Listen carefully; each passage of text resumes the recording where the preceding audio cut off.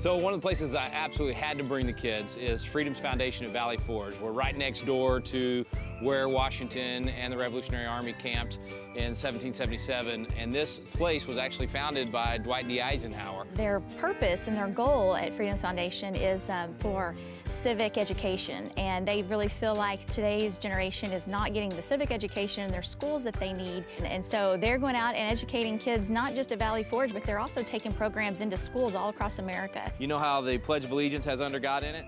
Yes. All right, that happened in 1954, and there's a reason Eisenhower did that. He wanted to distinguish between American freedom and communism.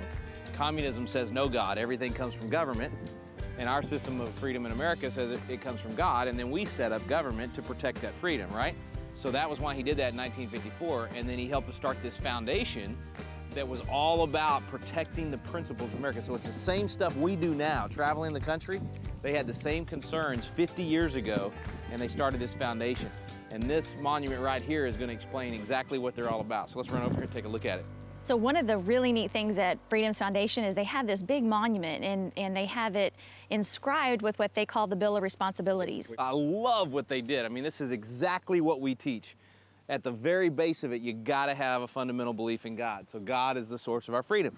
That's why we talk so much about the Creator in our founding documents. So there you go, that's the base. And then next, check this out, constitutional government sustained by the active participation of the citizens. So guys, this sums up what we do. This is what our family's all about. This is what we go around the country to do, to teach people that they gotta be active and that they gotta maintain a government based on a belief in God. And then they go through all these great details, the Bill of Responsibilities. I personally like the Bill of Responsibilities. I take duty very seriously.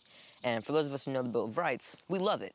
But we also need to know the Bill of Responsibilities. Freedom will not protect us.